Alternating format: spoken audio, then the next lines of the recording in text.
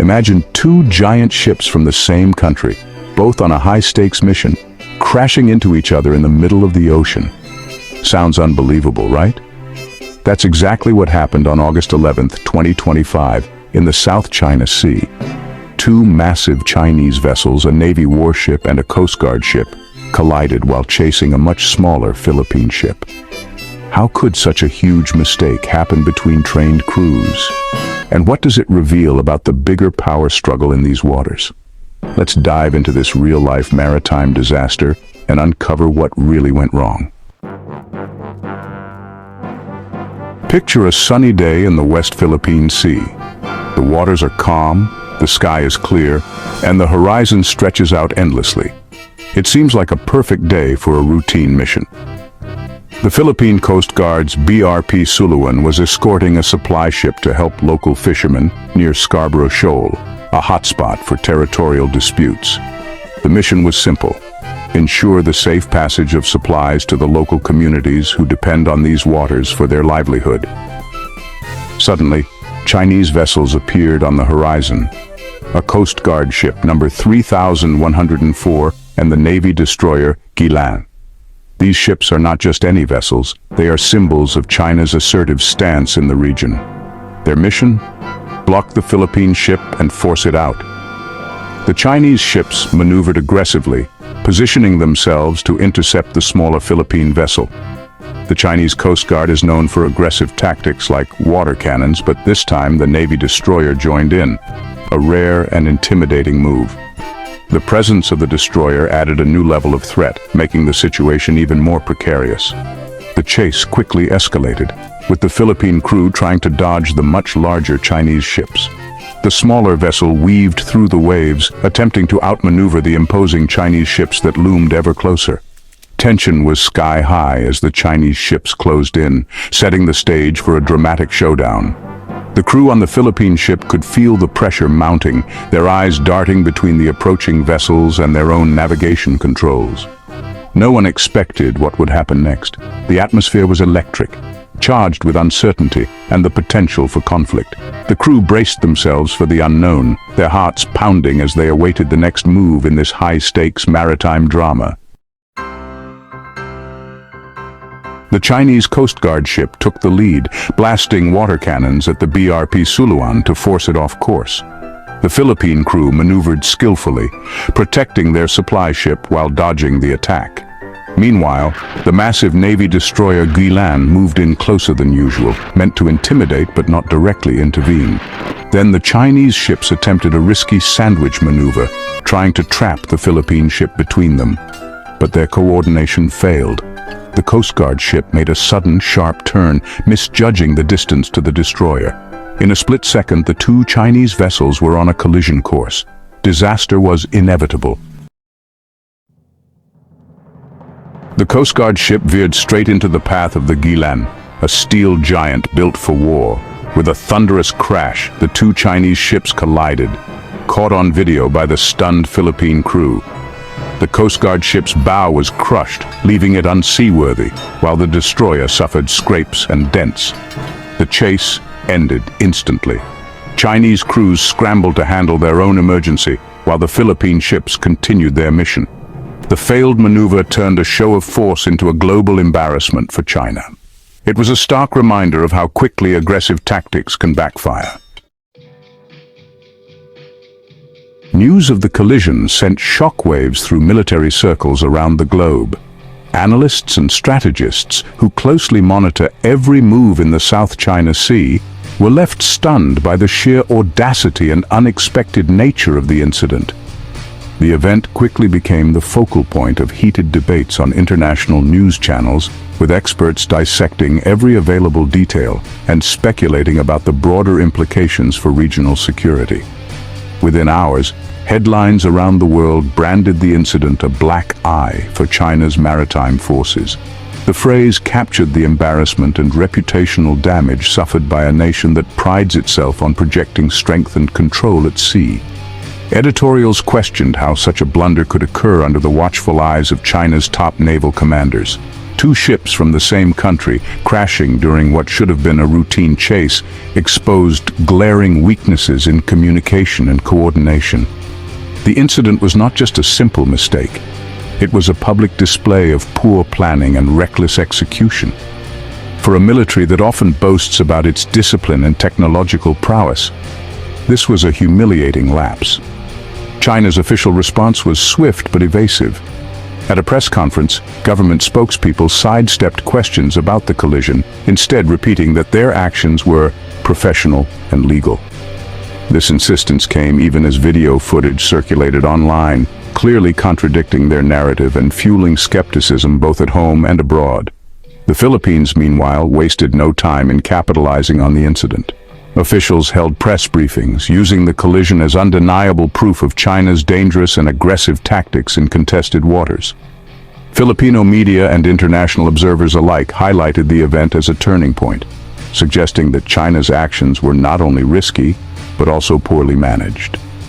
For China, the incident was more than just a tactical error. It was a blow to its carefully cultivated image as a disciplined and formidable naval power. The sight of concerned sailors and somber military officials underscored the seriousness of the setback, raising questions about morale and leadership within the ranks. For the Philippines, it was a rare propaganda victory. Activists and officials seized the moment to rally public opinion, both domestically and internationally, showing that China's aggressive maneuvers could and did backfire. The incident was celebrated as evidence that even powerful nations are not immune to costly mistakes. The failed operation laid bare the cracks in China's coordination between its Navy and Coast Guard. Analysts pointed to confusion in the command center and a lack of clear protocols, suggesting that deeper structural issues may be undermining China's maritime ambitions. Ultimately, the collision was more than just a maritime mishap. It was a self-inflicted wound on the world stage, damaging China's reputation and emboldening its rivals to question its claims of competence and control. Why was a state-of-the-art Chinese warship involved in a simple law enforcement chase? Normally, the Coast Guard handles these standoffs while Navy ships stay out of sight. This time, the Gilan was front and center, blurring the line between law enforcement and military action. Experts say this was meant to intimidate, but it also increased the risk of mistakes. Navy crews aren't trained for close-quarters maneuvers with smaller ships, and the result was a costly accident.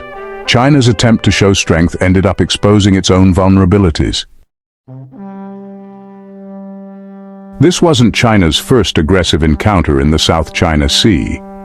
Over the years, China has used its Coast Guard and maritime militia to harass neighbors, escalating from water cannons to direct violence. In 2024, Chinese personnel even boarded Philippine boats with weapons, injuring a Filipino soldier. Risky maneuvers and flag-planting standoffs have become common. The Philippines, under President Marcos Jr., now publicizes these incidents to rally international support. But this time, China's aggression backfired, against itself. The collision was a humiliating mistake in a long pattern of rising tensions. So, why did two Chinese ships end up colliding?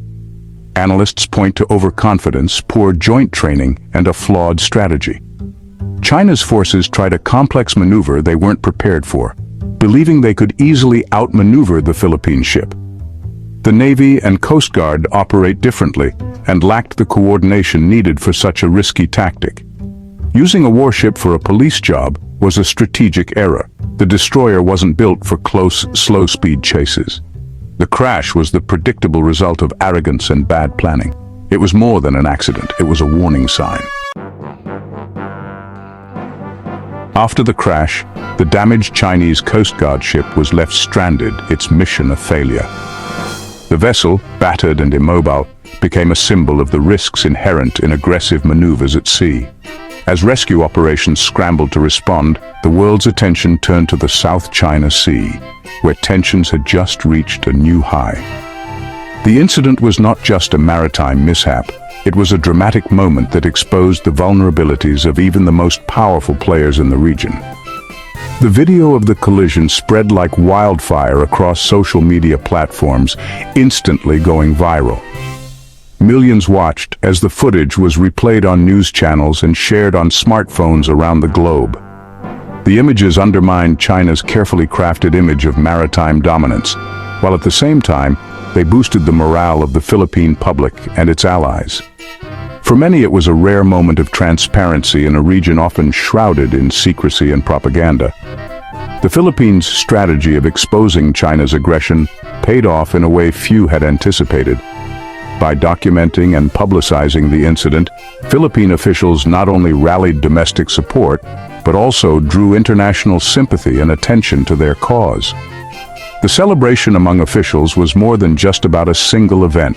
It was about standing up to a larger power and being heard on the world stage. International news outlets quickly picked up the story with headlines warning of the risks posed by reckless tactics in the South China Sea. Analysts and diplomats weighed in, debating the potential consequences and the need for restraint. The world was reminded that the waters here are not just a local flashpoint, but a global concern with far-reaching implications. The incident also highlighted the ever-present danger of escalation. What if a Philippine ship had been struck? The close call sent a chill through naval circles as sailors and commanders alike realized how quickly a routine patrol could spiral into disaster. The anxiety on the faces of the crew was a stark reminder of the human cost behind these geopolitical standoffs. With U.S. defense treaties in play, the stakes were higher than ever. The presence of American naval forces in the region underscored the seriousness of the situation. Any miscalculation could trigger obligations that would draw in powerful allies, transforming a local incident into a much larger conflict. A simple mistake, a moment of misjudgment, could spark a confrontation with consequences far beyond the South China Sea. Military strategists and diplomats now faced the urgent task of preventing further escalation, knowing that the world was watching every move. In the end, China's show of force became a show of failure. The retreat of the damaged vessel was a blow to its prestige and a moment of vindication for those who had long warned of the dangers of brinkmanship. The South China Sea remains tense, with patrol boats from multiple nations continuing their watchful standoffs. The uneasy calm is a reminder that peace here is fragile, and the next incident could be just over the horizon. But this incident will be remembered as a turning point, a moment when the world saw the true risks of unchecked ambition and the power of transparency. It stands as a warning and perhaps a lesson for all nations involved. Subscribe for more stories that reveal the truth behind the headlines, and stay informed about the events shaping our world.